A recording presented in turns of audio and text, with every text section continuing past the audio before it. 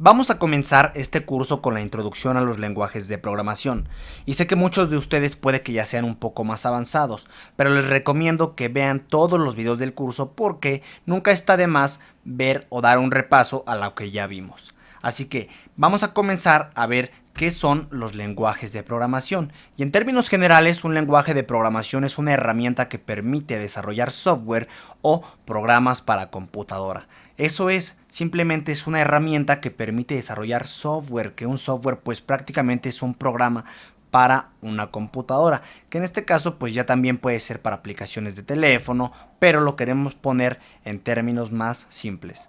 Ahora, vamos a ver una definición un poquito más compleja, que pues un lenguaje de programación se conforma de una serie de símbolos y reglas de sintaxis y semántica que definen la estructura principal del lenguaje y le dan un significado a sus elementos y expresiones.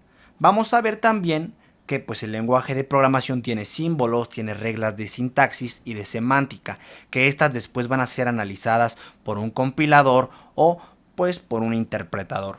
Vamos a checar también que los lenguajes de programación se pueden clasificar en tres: el lenguaje máquina, el lenguaje de bajo nivel y el lenguaje de alto nivel. Vamos a repasar uno por uno.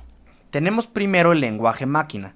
En este caso, el lenguaje máquina es el conjunto de datos que la parte física de la computadora, me refiero al hardware, es capaz de comprender e interpretar. ¿Y a qué me refiero con esto? Pues los dispositivos electrónicos trabajan con dos niveles de voltaje.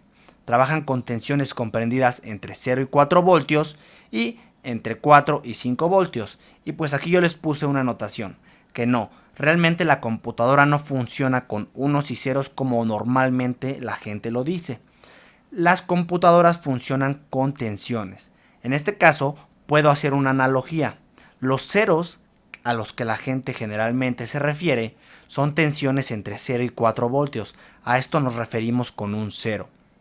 Por ejemplo, un voltaje de 3 volts pues va a ser un cero. ¿Por qué? Porque está entre 0 y 4 voltios.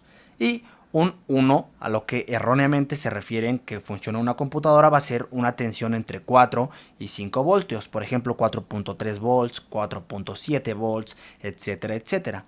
Ahora, ya puedes decir que la computadora funciona con voltaje, con cambios de voltaje. No funciona con unos y ceros. Los unos y ceros solamente son imaginarios en el hardware.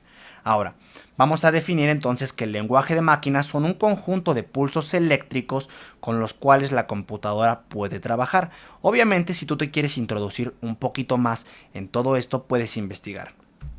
Tenemos también el lenguaje de bajo nivel, que pues es el que sigue. En los tiempos, por ejemplo, del desarrollo de la máquina, el programador debía usar una serie de combinaciones binarias para dictar órdenes, y con combinaciones binarias me refiero a estos pulsos de voltaje. Ahora, vamos a ver que el programador era el traductor. ¿Por qué? Porque él tenía que hacer todo el trabajo difícil para convertir todo lo que hizo a código de máquina. Poco después se pensó, si se usara la misma máquina para traducir su propio código, pues sería una tarea mucho más fácil. Después surgieron los llamados compiladores y lo que se considera el segundo lenguaje de programación, que es el lenguaje ensamblador o assembly. Ahorita vamos a ver qué es esto. El lenguaje ensamblador está diseñado para una computadora específica, es decir, en los lenguajes de alto nivel, que vamos a ver en un momento, no se necesita conocer la arquitectura de una computadora para programar. Nosotros podemos programar sin necesidad de saber para qué computadora va a ser. Y en el ensamblador sí necesitamos saber la arquitectura. ¿Por qué? Ahorita lo vamos a ver en la siguiente imagen.